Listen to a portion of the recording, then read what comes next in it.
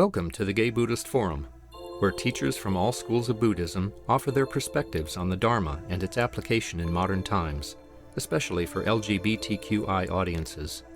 These talks are offered freely to the world and made possible by appreciative listeners. If you would like to support our efforts to share the Dharma with underserved audiences, please visit gaybuddhist.org.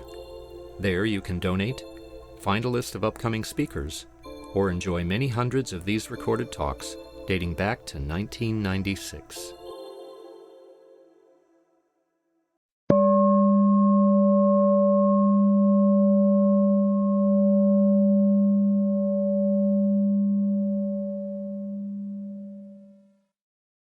Welcome back, everyone. It is our tradition to introduce ourselves. My name is Jeff. Alex. Luis. My name is Henry. My name is Craig. My name is Mark. Andy. Jeffrey. My name is Jerry. Stephen. Steve. Matthew. Alma. Grisha. I'm Brad. Jack. Alec. Jim. I'm Richard. Tony. Paul. Jim. Michael. And online today we have with us Kay and Tom, Paul, Daniel, Bill, Michael, John, Joe, Christian, Steve, Jeffrey, Briscoe, and Cass. And now guys, welcome everyone. We're very fortunate today to have one of our old friends, GBF, back,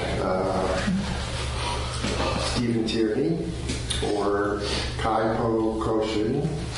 He is a Dharma transmitted teacher in the lineage of Suzuki Roshi. He has a new sangha called Ocean's Compassion Sangha, and also practices with GBF, meditation, and recovered at San Francisco Zen Center, Great Spirit Sangha, the ESF LGBTQA Sangha, and the Hartford Street Zen Center. Stephen believes that we can find wisdom, compassion, and awakening wherever good people come together for practice, healing, service, and joy. Dr. Tierney is a psychotherapist in private practice and professor emeritus in counseling psychology at California Institute of Integral Studies. He's a certified addiction specialist and has been named a diplomat in clinical mental health by the American Mental Health Counselors Association. He's also a certified suicide prevention and intervention trainer, providing workshops, classes, and consultations. And welcome, Stephen. Good morning, everybody. Good to be here again. Some of you may have come looking for Alistair Shanks. I am not he. But he's from the Zen Caregiving Project, so hopefully he's coming sometime soon, because that's an important project, and it would be good to hear more about that. But I am just a simple Buddhist priest who has been around for a while, doing all sorts of things in the gay community since the beginning of it. It feels like sometimes. Although in this crowd, I feel like I have good walking companions there. But what I've been working on lately and thinking about and teaching about is the idea of joy and bliss. And that's what we're going to talk about today. The title of today's talk is called No Way Out, with a big question mark at the end of it. So whoever ends up putting that on the webpage, be sure the question mark is there and in bold. But the reason for that is that it seems to me that we go through a lot of periods in our life and in our community and in our nation where it feels like we're stuck and there's no way out. And I'll talk a little bit more about that as we go. And so it's, it feels like we have this invitation to say we're not stuck, and there are ways out, and there's lots of thinking and teaching about that. But that what we have as disciples of the Buddha is a real clear invitation that we have the opportunity to live as bodhisattvas if you're in certain lineages, or as Buddhas in other lineages. And what that means is that we walk through life with a clear perception of what's going on and the invitation invitation to be engaged in doing something about that.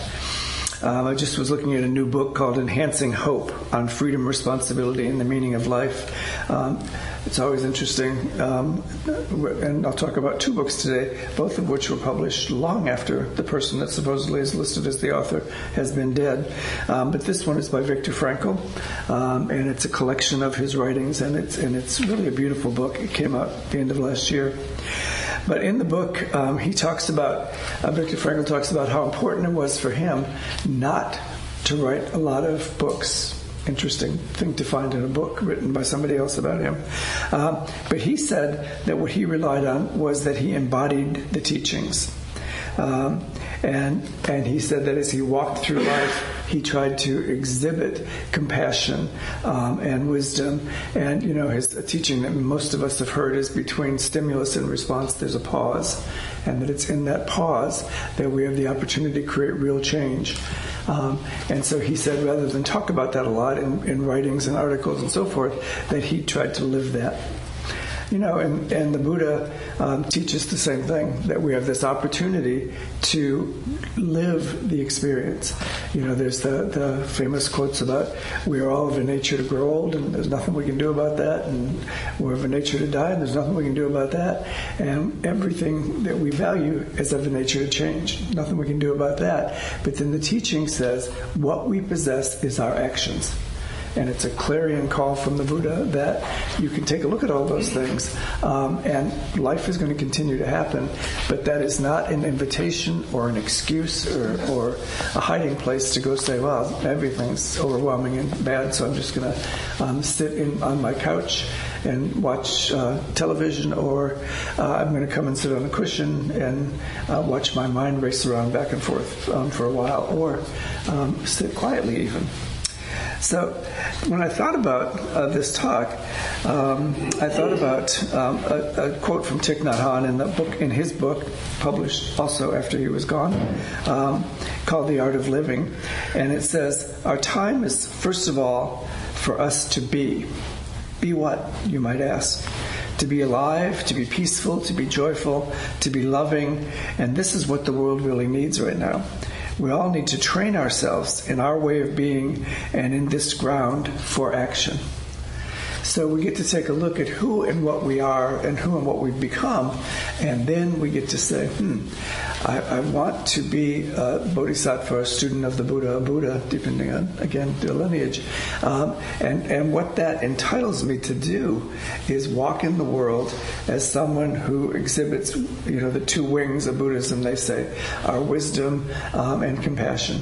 But I heard a recent talk by a Buddhist nun that was really quite wonderful, and she says there's actually two wings and a tail. The tail is power. Some of you probably saw that or have heard that. It might have been here, because I listened to some of the tapes from here. But the third is power, and it's both that those two things are moved by the power that we have as individuals and as a sangha and as a community to do something, to take some action. So certainly this fall in our country there's many of you who are cursed with Act Blue know there's a whirlwind of calls to action, mostly aimed directly at your wallet or my wallet. But it's a real opportunity to think, I could be busy, I could get involved in something, I could do something that might change the community, that might change our nation. So sometimes we get a sense of being stuck. And certainly, we're not going to talk about political candidates specifically, but the political environment in which we live has felt stuck for me and maybe some of you for about 10 years. And we've all had some reactions to that. It's too painful and uncomfortable and distressing to be involved in, and so some people have backed away from a tradition of activism. It's too hateful you can't engage in arguments, that etc., all that stuff that we've said. And so we feel stuck. And I think the reality is that that stuckness is a choice. And I confess that I've made that choice over the last couple of years. I actually talked about it in this very room. And that it was a choice that I felt kept me a little more sane and allowed me to not be inactive, but to be active in other things besides the world of politics and all that it brings. Robert Frost said the best way out of something is through. That's a quote. And Eckhart Tolle, the spiritual teacher, took it even farther than that. And he says that when there's no way out, there's always the way through. And he puts it this way. Don't turn away from the pain. Face it, and face it fully. And I think, most of us figured out in Buddhism through meditation and arousing mindful awareness, we figured out how to, take a good look at our pain and so forth. But then he goes on to say, express it if necessary, but don't create a script about it. Don't savor it. Don't wear it as a sackcloth or a merit badge, this pain and the suffering that we're in. Don't create yourself as a victim of whatever it is that's going on for you. As he says, feeling sorry for yourself and telling others your stories will keep you stuck in that suffering. Since it's impossible to get away from the feeling, the only possible change is to move through it. So give your complete attention to your feelings, honor them, look at them, care for them, and then move on. So there's a very interesting article in Time magazine this month. I don't know if anybody still reads Time magazine. I may be the only one left in the world, but they sent me an offer for $4 a year. So I now get Time magazine, which seems to come quarterly, so it's $1 a magazine. But anyway, so the article in this month's magazine is called The Pursuit of Happiness by a writer named Nina Bejikai. And I'm sorry if I'm misnaming her, but Nina Bejikai, I think. And in the Time article, it's subtitled, What Happens When You Try to Optimize Spirituality? And so I went onto her webpage to see what she has to say, and her webpage where she posts the same article, it's called Her Experience at a Buzzy Meditation Retreat That Promises Bliss on Demand. So this Time magazine evidently thought that Bliss on Demand was a little much. But what the article talks about, and I recommend that you read it, you can download it for free. All you have to say is retreats for Bliss on Demand. But it's some folks in Silicon Valley, which doesn't make them good or bad, who have decided to create a pathway to get to the jhanas, which are, some of you may know, it's ancient Buddhist teachings, complicated, but for our purposes today, there are 7 or 8, depending on which version you read, usually 8, states of advanced meditative awareness, and we'll talk about what those are in just a minute. But it's people have studied them for centuries, and in practice in Soto Zen we're aware of them and we talk about them, but they're not part of our practice so much because it's a deep, long practice of achieving these that in other lineages, and some of you may be able to talk more about this from your lineages, but it takes a very long time to achieve these. Well, not in Silicon Valley. They have developed a retreat that one can go on. In as little as 40 hours, you will achieve the jhanas. And that's very good. And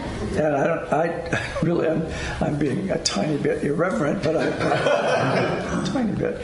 But the fact is, I don't know much about it because all I have is what was in the article in Time magazine.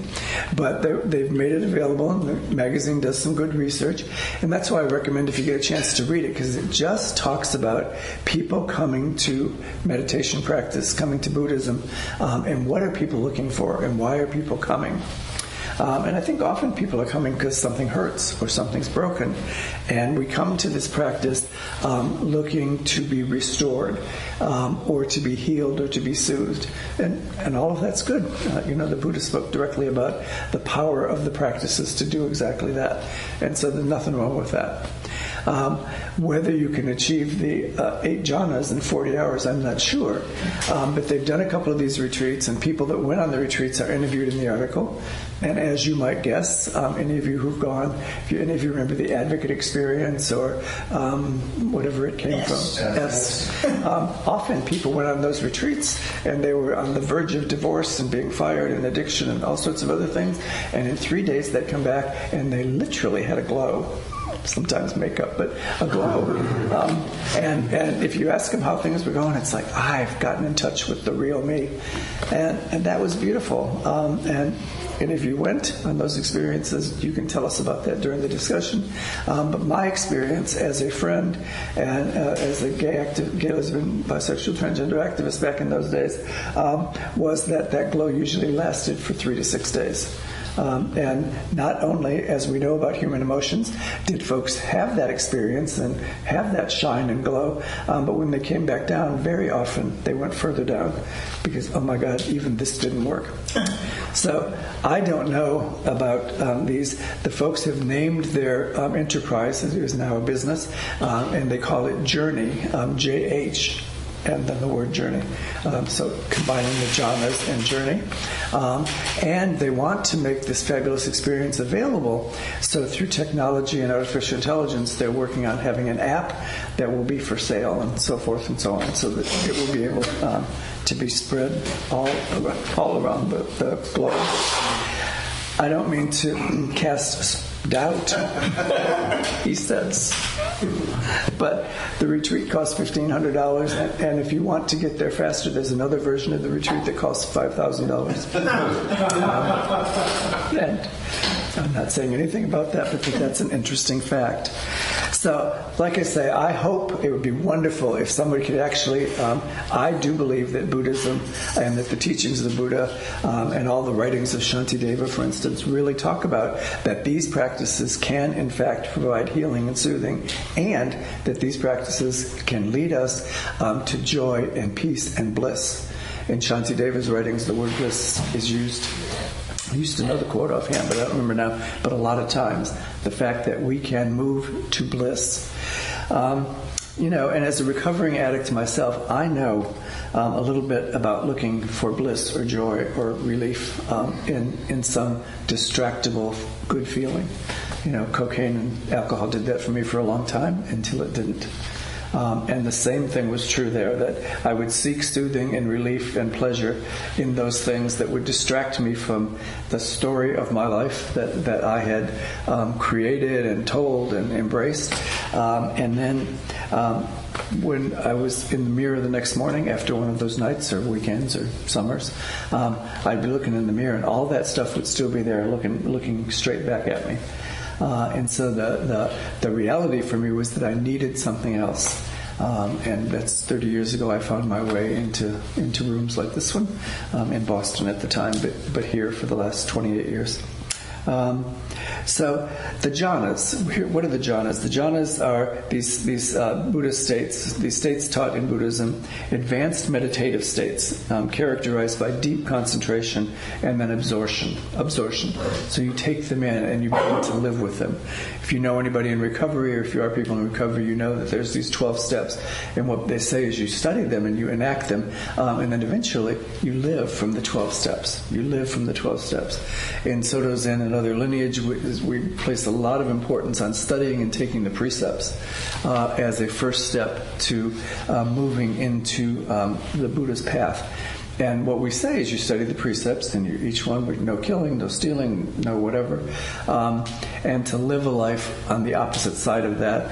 And then what we say is you stop after a while reciting them every day, because it's like a mist coming down, and you are fully soaked and walking through life with those precepts. So the jhanas are mindfulness, investigation, energy, rapture, bliss and joy, calmness, tranquility, concentration, and equanimity.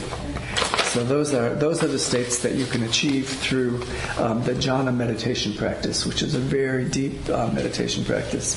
So I want to talk a little bit about just two of those for us today, and invite everybody to work with them in our, when we have some time for discussion, which we will, I promise.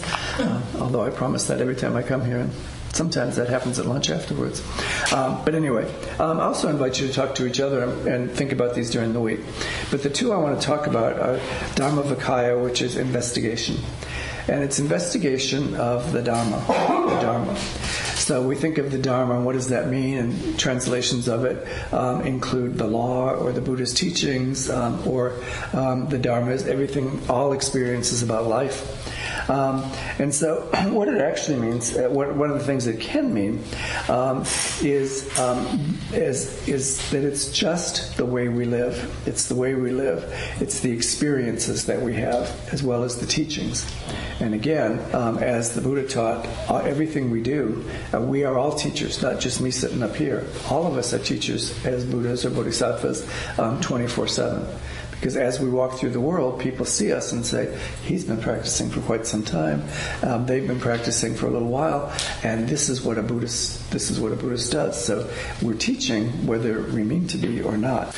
But what this investigation talks about is an engaged observation of your life, both inner and outer. In the recovery world, there's a step that we take that says, we're going to take a deep look at who we are, and then in order to do that, we have to have humiliation. He defines humility in those writings as to take a good look at who and what we have become, and then to say, what kind of person do I want to be, and then to take the right actions to become that kind of person. So who and what have I become says that as a child of the Buddha or a child of whatever your parents or whatever spiritual entity you might have, as a person walking in the world, you don't need to be a different person. And so you've heard me say in this room before, people say, I want to be the best version of myself. I say you already are. But you've accumulated some behaviors and some defenses and some ways of protecting yourself, some things that you no longer need, that maybe you've discarded some of them a long time ago, but still feel a little guilty about that period of your life. And so what this investigation tells us, it's not about simply observing your experiences, but for a lot of us, it's about those may have been reasonable behaviors in an unreasonable world. Safety behaviors in a world that was not safe, and protected behaviors in a world that oppressed us. As people growing up, the ages of most of us in this room, when we discovered that we were gay, lesbian, non-binary, transgender, the world was not a safe place to be. And our families weren't safe, and our churches weren't safe, and our schools weren't safe. So we developed some behaviors. So what this jhana says to us is the investigation is to say, who are we? Who are we right now? And am I the kind of person that I want to be? And the fact is that for most of our lives, when we looked at who we are, some of you just smile if any of this relates to you. Who we are is who our families told us we should be, right? Who our friends told us we should be, who our churches and schools and so forth told us we should be, who the popular kids in school told us we must be if we wanted to be one of them, and very often, for me, told me absolutely who I was not. In each of those three categories, actually. My father wanted a football-playing Teamster truck driver for a son, and he got me. And so I heard a lot about who majors in sociology, what is that even? And lots of that kind of stuff. But we had, as we got a budding awareness of our needs for intimacy, sex, and connection, again, we went through that whole range again of people saying, here's what you may expect, here's what you may participate in, and here's what you may not. And for a lot of us in this room, if you're my age, if you did pursue what you were interested in and what felt true to your heart, you were mentally ill, sinful, and a huge embarrassment to your family, church, and community. So it was often that definition of self was completely other created. And so what this jhana of investigation and the investigative process of Buddhism, and even if you're not going to study the jhanas and know about them, Buddhism meditation invites us to mindful awareness, to arouse awareness about who we really are. So it's a practice for all of us. And what it invites us to do is say, who am I? Who am I? If I sit and think about it and live with intentionality, that's what this Buddhist practice is about, living with intentionality. And that requires us to know who I am and to know how I want to be in the world. and to operate with forgiveness and kindness towards myself. Because given those things I just said about how we get to our definition of who we are, it's not a wonder. I was 45 years old when I got sober, 43, 2 years old when I got to Buddhism. So I had developed a lot of behaviors to protect myself in that world that I saw as unsafe and unreasonable.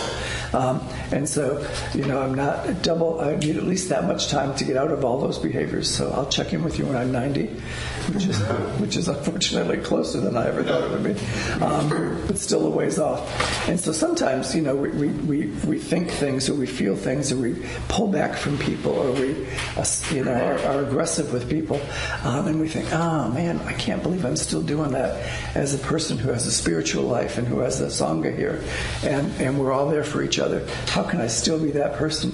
And then that's a spiral that we go down. And so that spiral can be interrupted by us saying, they were reasonable responses to an unreasonable world, and now I'm creating a different world with my lovers and families and friends and sanghas and communities, and now I have the opportunity, the invitation to say, so maybe that's a behavior I can get rid of. And maybe we notice that we still get angry once in a while, or we still say something, some sort of boys in the band humor once in a while, but we catch ourselves, and the loop gets shorter. And we don't just make a random, I'm sorry I said that. We say, why was I moved to be sarcastic or hurtful in that moment, and how can I behave differently in the future? And so that's the result of that internal, this dharma of investigation, this jhana of investigation. John Paul Sartre said, there were days when you peered into yourself, into the secret places of your heart, and what you saw there made you faint with horror. Faint with horror. And then the next day, you didn't know what to make of it. And he also said, you are, as the Buddha has also said, you are your life and nothing else.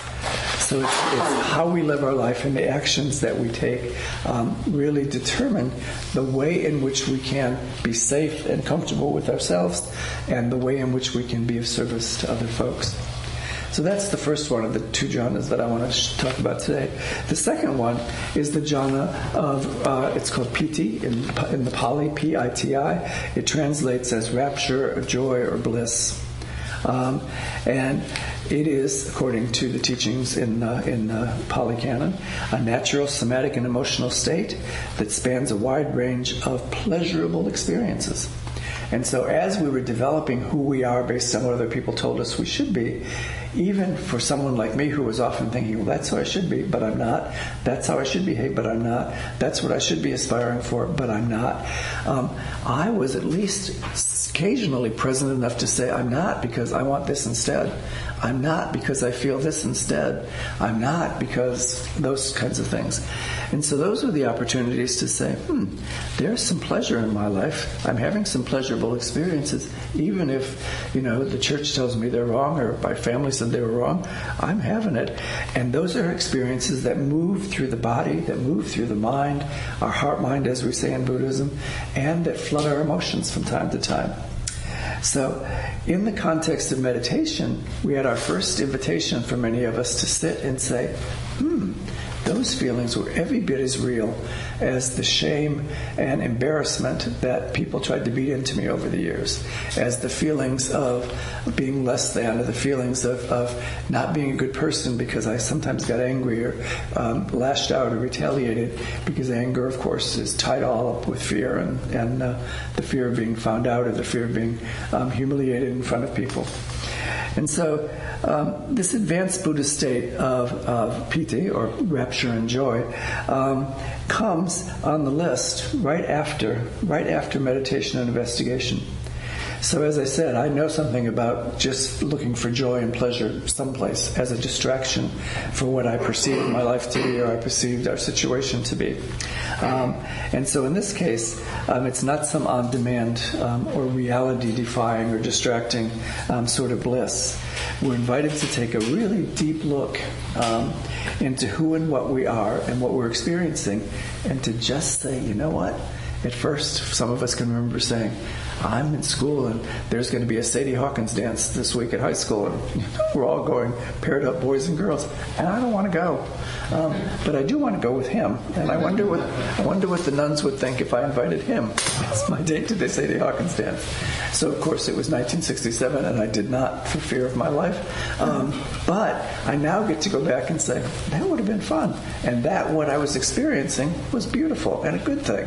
And eventually, I found a way to have a life in which I can invite who I want to go to the Sadie Hawkins dance, if there still is. I don't know who's Sadie Hawkins. Anyway, we'll talk about that over coffee.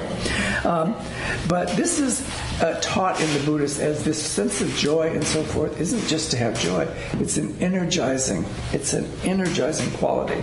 So as we find joy and as we find bliss in our own experiences, it should energize us. It should energize us to find more of that in a reasonable way. It should energize us to teach that by the way we walk through life, and it should energize us to really take a good close look at ways in which we can experience joy, experience rapture, experience bliss, and share those with other people. And again, a lot of Buddhist teachings are about desire, and you've heard some people say, nope, desire is a bad thing in Buddhism. We shouldn't have desire, and that's absolutely not true. What we shouldn't have is to be dragged around only by desire.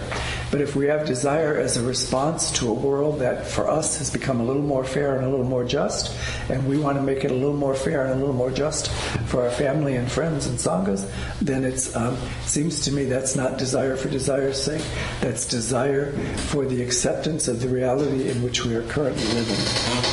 So, at the end of that article in Time magazine, which is one of the reasons that I recommend it, is she says she realized that she wasn't going to get a quick fix from that retreat in her particular case.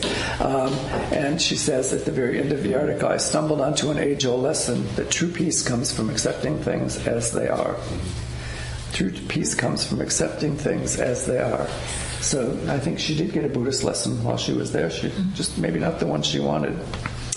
So, I think just our recent political thing, and let me talk for a few more minutes, famous last words. But we've all had an experience in the last, whatever political party you might be in. I had the experience of going to Ireland for a month in June. And when I left, there had been a debate on television that some of you may have heard about. And in it, two very old men, one stood on one side of the stage and even by the admission of his own people, routinely lied and made up a whole bunch of stuff. And the other one stood on the other side and was really physically and cognitively in decline and was in a tough space. And so the next morning, as if people hadn't already been doing this for 10 years because of the choices and the situations that are going on in our world, everybody that you spoke to, I got to the airport, and everybody you would have thought there was a funeral going on in the lounge waiting to get on the airplane. People were wringing their hands and talking about it's the end of democracy, and then after we end democracy, they're going to drop out of NATO, and it's the end of the world, and it's and it was, and I thought, good, I'm going to the west of Ireland, and no one will talk about this. Wrong.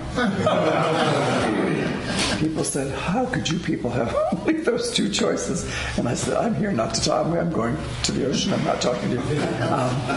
And then in that part of the world, they've had their own series of elections with choices that are equally scary as that one might have been. So I was there for a month, and when I came back, I got back just about the time that we had a new candidate on one of the sides. And at the airport, in the lounge in Dublin, you could see there's a difference in people's faces now. Being in Ireland for a while will do that to some of us. It's a little lighter, a little more carefree. But in the airport, people were like hope and possibility, and things may change, and we may get to see something different happen. And what I noticed is that level of joy and happiness that people were experiencing was actually encouraging people to say, starting right here. I haven't been involved for a couple of years. I'm going to be involved now. I don't know what that means. Nobody knew what that meant yet because it was all just happening. But people felt like, you know what? This is too good a moment to let this pass or to stand back and hope for the best or whatever. So I think that this is another opportunity for us to really take a good look at who and what we have become.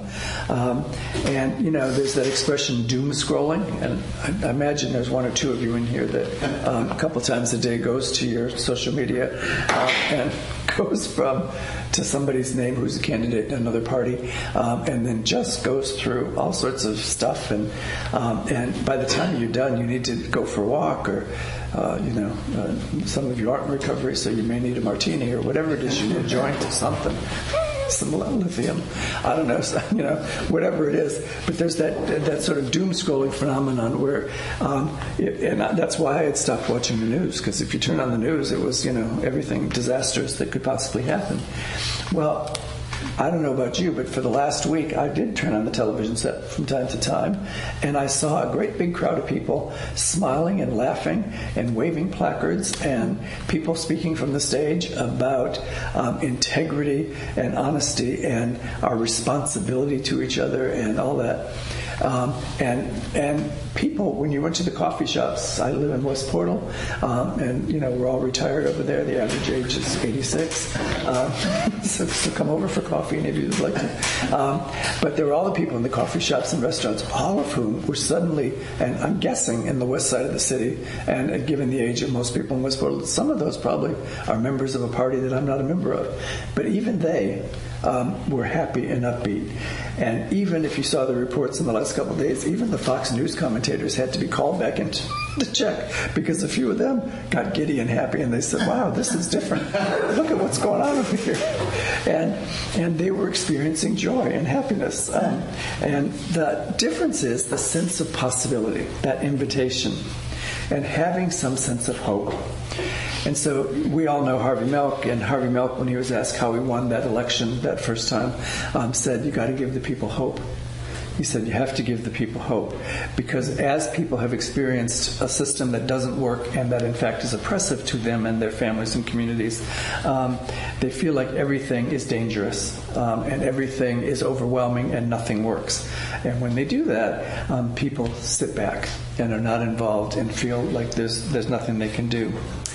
And so Alice Walker, the famous author, and she said the most common way people give up their power is by thinking they don't have any. And so Harvey Milk was saying to us that, what's going on here is that if people don't have a sense of hope, then how can they possibly be encouraged to get involved in political or social justice movements, in providing access to health care, in feeding the hungry? How can they be expected to do any of that if everything feels overwhelming? And he suggested that he had a responsibility, as did the rest of us, to give the people hope. That things are not as bad as the doom scrolling would tell us they are. They're not as bad as sometimes I think they are when I wake up in the morning. And if they are, then I could either wallow in that, or I could say, what am I going to do today? And there are many things that we can do. So, we do that thing about worrying in advance about all sorts of things in life instead of being active. So, how does this affect us as Buddhists? And we don't talk a lot about hope in Buddhism generally, but I do and have been a lot lately, because I think, and others think, that the Buddha's teachings are essentially hopeful. The Buddha says that there is suffering and a reason for it. And then those other two that we sometimes don't get around to talking about, there's a way out of suffering. The Buddha's teaching is that there is an end to suffering and a way to do that, which is the Eightfold Path, which is basically how you lead your life and how you're going to walk through life. And that becomes right view. And that we talk about this. Joanna Macy, who does beautiful work with folks in prison and folks at the end of life, refers to it as wise hope. And wise hope is where we have wisdom, compassion, and power. We actually move through life doing those two things.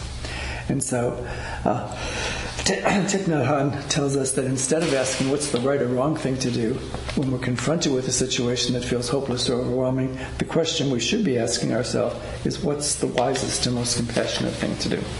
What's the wisest and most compassionate thing to do? And so people say the only way to go when you're feeling stuck is to go through. And I think that's not true. What I want to leave you with today is my thought that when somebody says there's no way out, that the way out is in. To come in and to do a restructuring, to do an intelligent investigation, and then to say, look, around all those brambles and barbed wires that people put in here, that people handed me, and I sometimes willfully, sometimes reluctantly took on, if I can clear all of that out, that's why we call ourselves gay, for goodness sakes. There's a really happy kid in here that wants to be of service, that wants to be kind, that wants to be compassionate. And I will only quote one politician who's Kamala Harris's mother, who said, never let people tell you who you are. Never let people tell you who you are. And she gave the instruction, show them. Show them who you are. You decide, and then show them by your actions who you are. And so a little closing meditation is from Margaret in a book called Lojong Poems. Breathing out, I send a clear light to all beings. Breathing in, I receive all suffering. Slowly breathing out and in, I feel calm, abiding, clarity, and joy. I ride this precious gift of air that gives me life without asking anything of the gift. And so I give joy, happiness, relief in return for my experience. So no way out. Come back in and do the work. Thanks, everyone. And we do have time for a few questions or thoughts. Yeah. Once again, Stephen, thank you very much for another illuminating talk. You talked about how wisdom and compassion there's a third part, which is power. One of the speakers, I think it was Lord Burgess, in the past month, talked about the third element is courage. And thinking of courage as power, I think is a very interesting connection. I once had the honor of hearing, she wrote Eichmann in Jerusalem. Hannah, right. Speaking of the Cafe Workers Union about 1974 on the Cafe Society in Paris and the revolutionary spirit. And I asked her what role courage played, and she said, single most important element in revolution is courage. Yeah, and I think Laura and you and she were correct. Courage is really important. I think there's a way for us to look at that as Buddhists, which is courage. It comes from wisdom. Because if we know who we are and we know how we would like the world to be, and we believe that we have some power to impact ourselves and each other, then that courage becomes power. It becomes action. So I think it is a good, absolutely good amalgamation. So you and Laura are right on. Yes. How do you connect courage and joy? How do we connect? What are they? Compare and contrast, please. Yeah, compare and contrast. Back in graduate school, here we go. For me, joy comes from the two of the jhanas that I mentioned and that I try to practice meditation with. And I do not claim to have achieved jhana state myself, although I may have and just don't know enough about it yet. But investigation takes a look at who I am and which parts of that were defined by others and which parts of that I can define for myself now and with my people in my life who I love and who love me, with the sanghas that I participate in, including this one. And when I know, as I said, take away those brambles and the stuff that people stuffed in me and that I took on and clear all that out, then that sense of openness, that sense of freedom, that sense of joy says to me, if I can feel this, so can all of you. And then my responsibility is to share that. And, most of my life, when I was a little kid, in the second grade, some of you have heard me tell this story before, we had show and tell. And I took my sister's little pink record player to school. And everybody else was showing, the best mousetrap or whatever.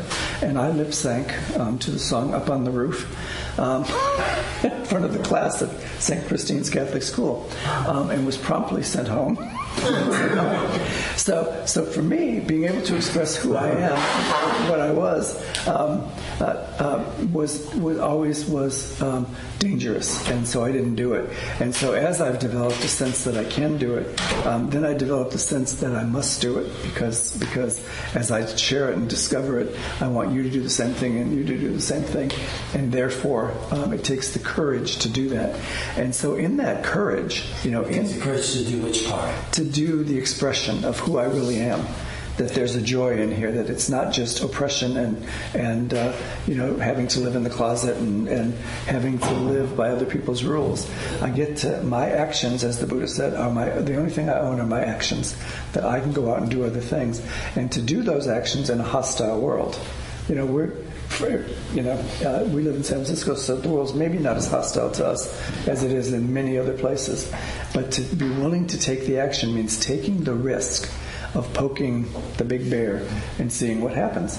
And that takes courage. And so I think if I actually experience the joy, I'm more likely to be willing to take those actions and to muster the courage to share my joy with you and other folks. So the joy comes spontaneously when we do the work of investigation, but the courage is a choice. The courage is a choice. Taking action is a choice, right? Because many of us, for the last couple of years, I have not been involved in politics, which is where I came from in terms of the LGBTQ movement. And I was there for years, and it was just so filled with lies and hate and stuff that it felt dirty to be in it. And so I went out to Ocean Beach and sat for 2 years and figured they'd eventually wear themselves out. And it is now clear that will not happen unless we do something about it. Thank you. Other thoughts? And anybody online? A thought or a question? On web? Just unmute yourself if you have a question online. Okay. If not, it may be time for cookies. Any other questions? Oh, I have a question. But didn't the guy who wrote the posthumous book, Viktor Frankl, he committed suicide, did he not? I hope not, and can't imagine that. But given the life he had, that could be another reasonable choice in an unreasonable world. But does anybody know? Oh, I kind of hope not, but I'll find out before someone can Google. Someone can tell us, but don't tell us till we're outside having coffee. Okay. Tea. Steve, how did your classmates react to your performance in grade 2? Thank you. They were all they were in a very good mood until Sister, whatever her name was, slammed her hand on the desk and told me to get out and them to behave. There is a happy ending to the story, however, which, if you've heard me say it before, they called my mother to come to the school, and she came to the principal's office and said, "What's the problem?" And she said, "He's lip-syncing this song." And she said, "The kids, we do that all the time at home." And she took me by my hand and walked down the aisle of the school on the way out the door singing the song herself. Beautiful wisdom. Thank you very much. Any announcements? Nothing? Yeah, before the host announcement, I have an announcement. Since retiring from teaching, one of my enterprises is something called the San Francisco Shakespeare Lab. And the mission of it is to bring Shakespeare into people's everyday lives through workshops and readings.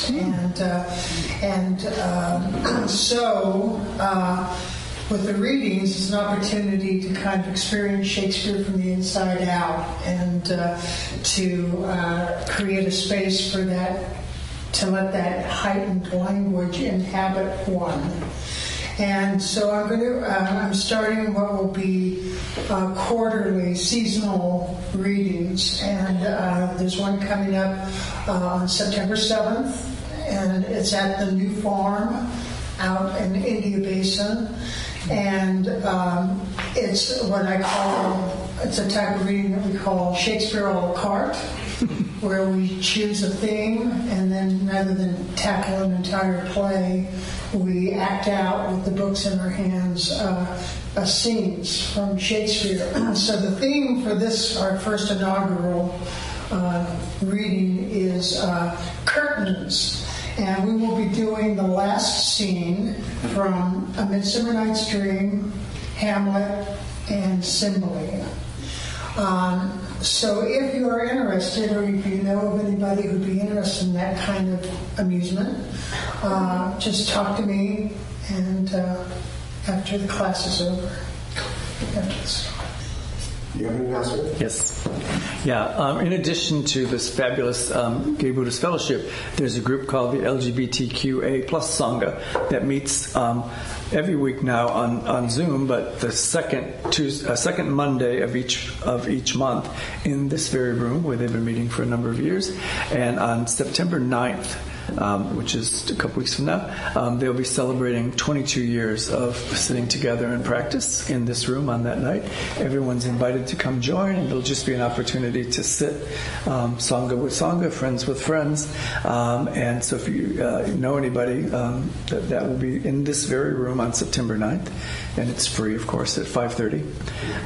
And then the following Saturday, the 14th, there's a half-day sitting also in this very room. And again, it's the LGBTQA Sangha, and they do it a couple times a year. We do it a couple times a year. And it will be in this room. It's from 10 to 2. And you're encouraged to bring a little bag lunch for yourself because it's going to go through that part of the day, but there'll also be some refreshments. But it's just a period of sitting and walking meditation and an opportunity to talk to each other about the Dharma. So the 9th is the celebration of 22 years in this room, and the 14th is a retreat in this room from 10 to 2.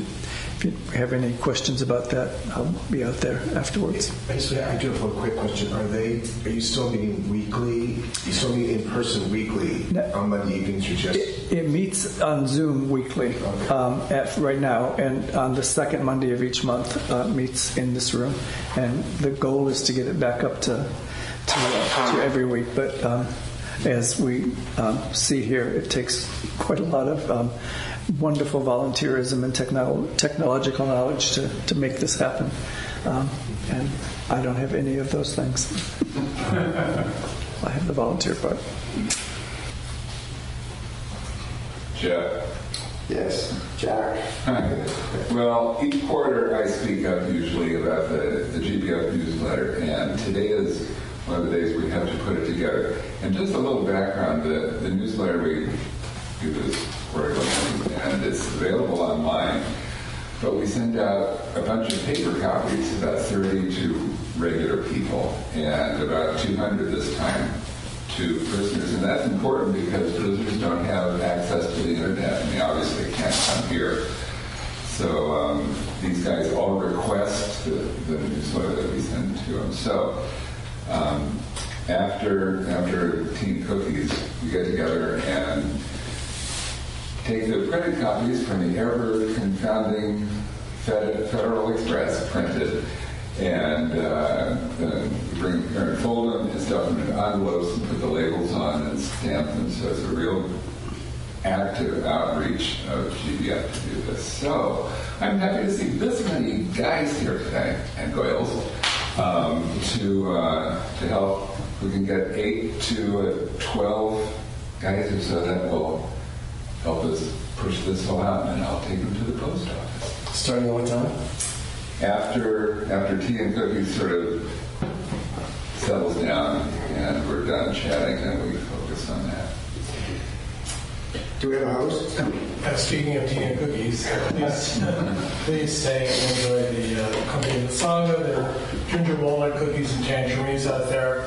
There's hot water for tea. When you're done, just please put your cup in the dishwasher.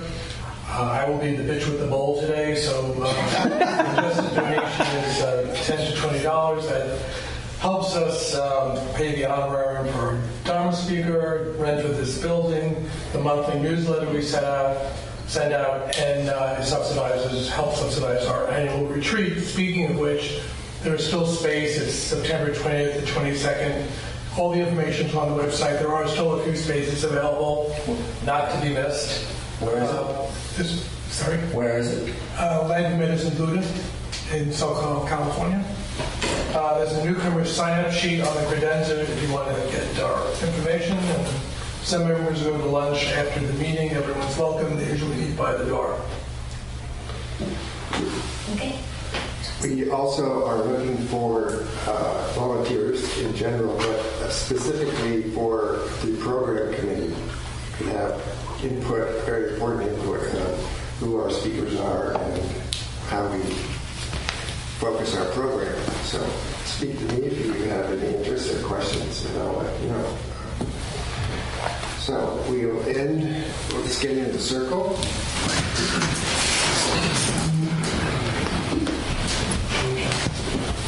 Good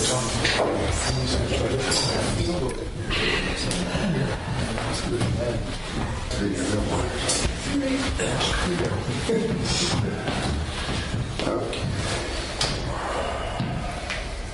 By the power and truth of this practice, may all beings have happiness and the causes of happiness. May all be free from sorrow and the causes of sorrow. May all never be separated from the sacred happiness which is without sorrow.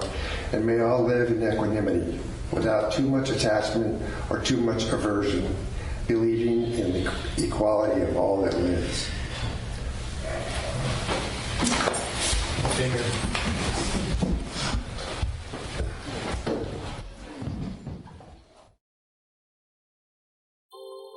Thank you for listening to the Gay Buddhist Forum. If you would like to hear several new talks per month and be notified of upcoming speakers so you can participate live, please subscribe to this podcast, like us on Facebook, and join our mailing list by visiting gaybuddhist.org.